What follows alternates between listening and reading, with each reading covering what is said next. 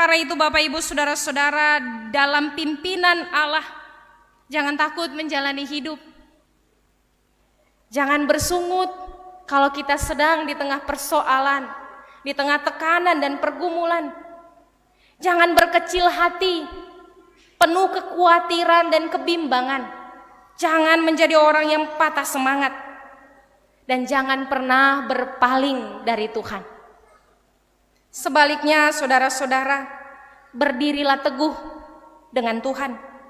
Percaya padanya dan lakukan segala tugas tanggung jawab kita dalam ketaatan kepada Tuhan.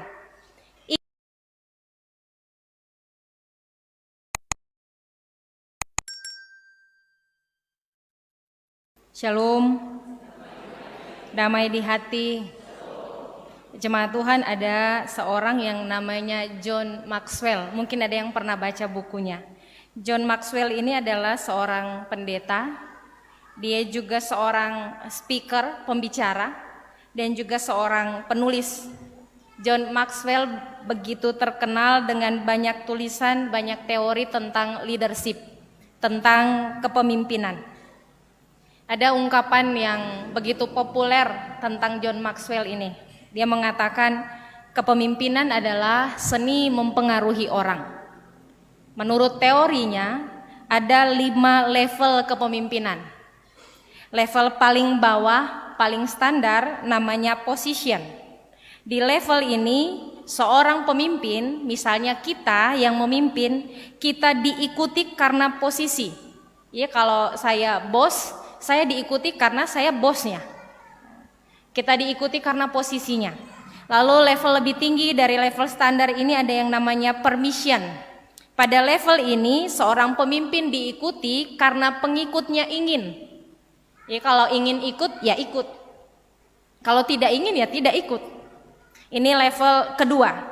Pada level ketiga ada yang namanya production. Di level ketiga ini seorang pemimpin, terutama pada sebuah organisasi, dia diikuti karena sesuatu yang telah dia lakukan bagi organisasinya. Jadi misalnya di kolom, di gereja, di rukun, dijaga. Ketika seseorang yang menjadi pemimpin telah berbuat sesuatu bagi organisasinya, maka apa saja yang dikatakan, apa saja yang disampaikan, dia diikuti, dia dihormati, dihargai. Di level atasnya lagi ada yang namanya people development. Pada level ini seorang pemimpin diikuti, seorang pemimpin ditaati karena apa yang telah dia lakukan bagi pengikutnya. Sehingga kalau dia telah berbuat bagi pengikutnya, dia merebut hati mereka, maka segala yang diperintahkan, segala yang disampaikan akan diikuti. Pada level paling atas ada yang namanya pinnacle. Pada level ini seorang pemimpin diikuti, seorang pemimpin dihargai karena representasi dirinya, cerminan dirinya, karakter hidupnya. Jadi kalau dia hidup dengan keteladanan, dia hidup dengan cara yang patut, nilai hidupnya tinggi dan berharga, maka kepemimpinannya diakui dan dia akan mendapatkan banyak pengikut. Sebab itu Bapak Ibu jemaat Tuhan, kalau kita bicara tentang kepemimpinan, ada begitu banyak tips dan trik untuk menjadi pemimpin yang berhasil. Bagaimana kepemimpinan Allah? Ini teorinya, ini levelnya. Lalu bagaimana kepemimpinan Allah?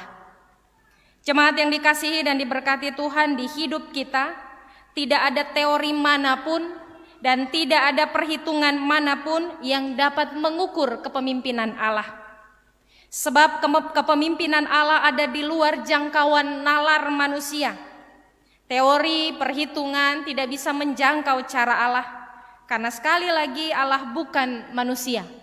Dan jika Allah yang memimpin, maka yang tidak mungkin bagi manusia akan menjadi mungkin bagi Allah.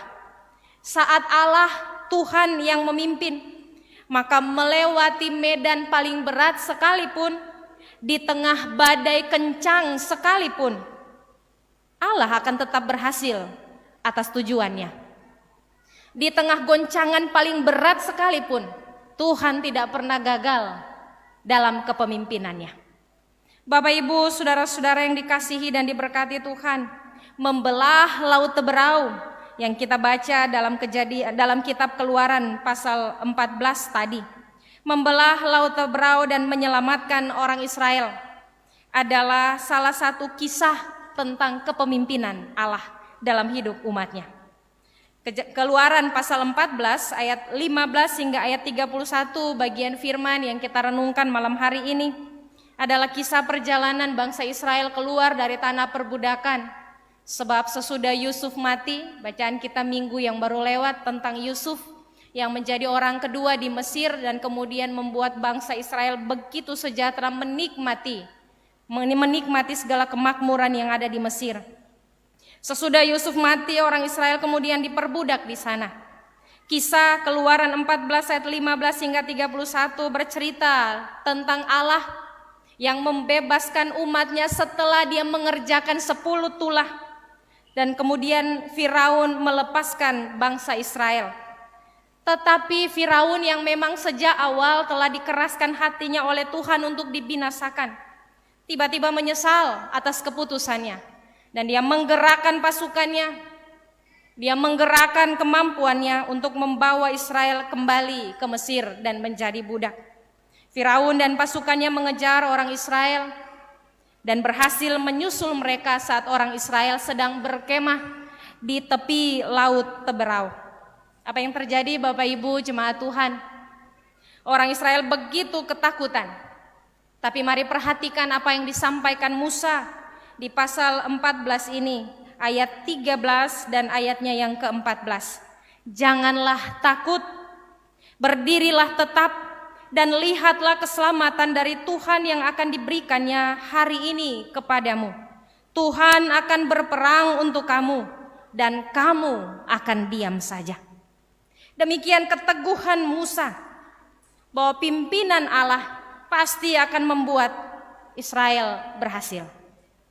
Lalu Musa, orang yang dipilih oleh Allah untuk memimpin bangsa ini, disuruh Tuhan untuk mengangkat tongkatnya, mengulurkan tangannya ke laut, dan kemudian Allah membelah laut Teberau.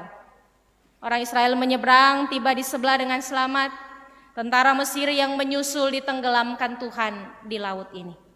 Bapak Ibu, saudara-saudara yang dikasihi dan diberkati Tuhan, cerita ini adalah sungguh sebuah kisah heroik dan spektakuler yang diceritakan dalam Alkitab.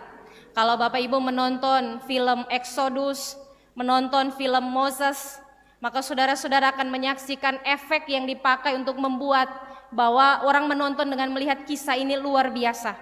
Bagaimana Allah bertindak dengan hebatnya untuk membela bangsa pilihannya. Tapi jemaat Tuhan, sesungguhnya kisah ini membawa pesan moral yang dalam. Kisah ini membawa pengajaran iman yang begitu berharga bagi kita semua. Sebuah pembelajaran hidup bahwa ada banyak orang mengukur pimpinan Allah dengan kondisi hidup yang baik-baik saja, kondisi hidup yang aman, nyaman, membayangkan di bawah pimpinan Allah orang akan menikmati hidup yang tenang. Dari kisah ini kita justru belajar bahwa dalam kepemimpinan Allah, dalam pimpinan Allah, Ia juga justru membawa kita ada di situasi-situasi yang sulit, di masa-masa hidup yang mencekam, dalam keadaan-keadaan yang buntu dan tidak berdaya. Allah yang memimpin kita banyak kali membawa hidup kita ada dalam situasi-situasi yang demikian. Justru dalam situasi yang demikian, Bapak Ibu saudara-saudara, kita dibawa Tuhan untuk melihat kebesaran dan kemuliaan-Nya. Dalam pimpinan Allah, kita dibawa dalam keadaan yang seringkali begitu menekan dan membuat kita seolah-olah ingin menyerah. Kita tidak berdaya. Tapi justru dalam keadaan yang demikian, kita dibawa Tuhan untuk menyaksikan betapa hebat Tuhan membela orang yang dipilihnya. Betapa hebat Tuhan menjaga orang yang dipimpinnya. Kita dibawa Tuhan untuk melihat betapa besar dan mulianya Tuhan kita. Karena itu Bapak Ibu saudara-saudara, dalam pimpinan Allah, jangan takut menjalani hidup. Jangan bersungut, Kalau kita sedang di tengah persoalan, di tengah tekanan dan pergumulan, jangan berkecil hati, penuh kekhawatiran dan kebimbangan. Jangan menjadi orang yang patah semangat, dan jangan pernah berpaling dari Tuhan. Sebaliknya, saudara-saudara, berdirilah teguh dengan Tuhan, percaya padanya, dan lakukan segala tugas tanggung jawab kita dalam ketaatan kepada Tuhan. Ingatlah ini, saat kita terkepung masalah, dalam pimpinan Allah kita akan menemukan jalan-jalan keluar. Tetapi saat kita keluar dari Allah, kita sesungguhnya sedang dikepung masalah besar. Sekali lagi saudara-saudara, bahkan ketika kita terkepung masalah, kita yang mau hidup dipimpin oleh Allah, kita akan menemukan jalan keluar. Tapi kalau kita keluar dari Allah, kita sedang dikepung masalah besar, dan itu celaka bagi kita. Bacaan firman Tuhan malam hari ini mengajari kita semua, saat Tuhan memilih kita untuk menjadi pemimpin, apapun posisi kita, apakah memimpin di keluarga, sebagai kepala keluarga, sebagai orang tua, atau apapun posisi kita. Mungkin kita memimpin dalam kelompok-kelompok yang kecil. Kita memimpin di regu, di tim, apakah panitia, tim kerja. Ketika Allah memilih kita memimpin di kolom, apakah UPK, perangkat pelayanan, pelayan khusus. Allah memilih kita untuk memimpin di gereja dan di masyarakat, memimpin di sekolah, di kampus, memimpin bersama teman-teman, mungkin di kegiatan-kegiatan yang lain, memimpin di tempat kerja, apapun posisi-posisi yang Tuhan beri, termasuk memimpin diri sendiri. Saat Allah menempatkan kita pada posisi untuk memimpin, ingatlah ini hal yang utama dan harus menjadi prioritas hidup. Berilah diri untuk dipimpin oleh Allah. Apapun keberadaan hidup kita, kalau Tuhan memberi kepercayaan termasuk memimpin diri kita, maka hal utama dan prioritas yang harus kita kerjakan adalah beri diri kita dipimpin oleh Allah. Jemaat Tuhan, memberi diri dipimpin oleh Allah tidak bicara tentang memiliki agama Kristen, tidak. Memberi diri dipimpin oleh Allah bukan hanya bicara tentang kita ada di gereja mana, gemim ataukah bukan. Tidak. Memberi diri dipimpin oleh Allah bicara tentang percaya kepada Tuhan dengan segenap hati dan tunduk, taat, patuh pada setiap ketetapan dan perintah-perintahnya. Sebab itu, memberi diri dipimpin oleh Allah berarti mau hidup dipimpin oleh Roh, melakukan hal-hal yang baik dan benar, dan menolak untuk memberi diri kita, hidup kita dipakai sebagai senjata kelaliman. Yang jahat, yang najis, yang keji, yang tidak berkenan, yang tidak patut dalam pandangan Tuhan, kita buang jauh-jauh dari hidup kita. Tetapi yang baik, yang taat, yang setia, yang jujur, semua yang disebut buah roh, itu sungguh-sungguh kita hidupi di dalam hidup kita. Kita memberi diri kita untuk dipimpin oleh Allah. Perhatikan dua hal ini Bapak Ibu saudara-saudara. Orang yang dipimpin Tuhan pasti akan dibuat Tuhan berhasil. Badai bisa ditaklukkan, masalah sebesar apapun pasti bisa diatasi. Jalan-jalan yang tertutup bisa Tuhan bukakan. Tuhan tidak hanya menuntun, tapi Dia menyertai, Dia memberkati, dan Dia membuat berhasil. Yang tidak mungkin menjadi mungkin. Demikian kita saksikan dalam hidup Musa.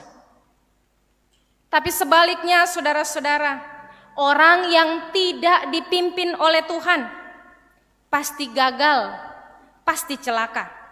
Kekuasaan, kejayaan, kekuatan, kekayaan tidak pernah cukup untuk menolong. Sebanyak apapun itu tidak pernah cukup. Bahkan kepintaran, dan strategi sekalipun akan menjadi kebodohan yang mencelakakan. Perhatikan hidup Firaun. Demikian kita bisa melihat fakta yang disuguhkan dalam kesaksian firman yang kita renungkan malam hari ini. Memberi diri dipimpin oleh Allah sungguh menguntungkan bagi kita. Meski mungkin kita harus melewati proses hidup yang tidak mudah, menaklukkan diri kita sendiri, menaklukkan ego kita, bahkan membawa diri kita taat pada Tuhan dalam situasi-situasi yang sulit dan berat bagi kita. Tetapi percayalah, orang yang dipimpin Tuhan akan mencapai keberhasilan. Tapi sekalipun kita punya banyak kekuatan, kekayaan, kepintaran, nama besar, di luar pimpinan Tuhan, semua itu hanya akan menjadi kebodohan yang mencelakakan. Kita pasti gagal. Jemaat yang dikasihi dan diberkati Tuhan, maka dari perenungan ini, semua kita diajari untuk melibatkan Tuhan dalam perjalanan hidup kita. Apapun mimpi kita, cita-cita, target-target hidup, usaha-usaha kita, termasuk pergumulan, persoalan-persoalan hidup, kesukaran-kesukaran yang kita pikul, apapun itu, firman Tuhan mengajak kita untuk mari hidup dalam pimpinan Allah, berdoa, berserah, dan minta Tuhan memimpin kita. Minta Tuhan menuntun perjalanan kita.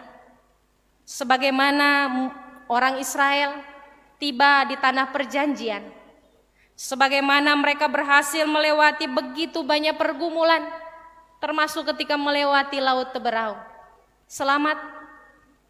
Maka demikianlah kita melewati tekanan, persoalan, pergumulan. Kita yang memberi hidup kita dipimpin oleh Allah, Tuhan akan membawa kita tiba dalam keberhasilan. Tuhan akan membawa kita menikmati selamat dalam hidup. Di bangku pendidikan, di masa-masa sekolah, mari minta Tuhan pimpin hidup sambil terus belajar untuk tunduk pada Tuhan. Di dunia kerja, di kehidupan berumah tangga, bahkan dalam pelayanan gereja, mari terus minta Tuhan memimpin hidup kita, menuntun kita, dan kita bersungguh-sungguh mau taat, percaya kepada Tuhan.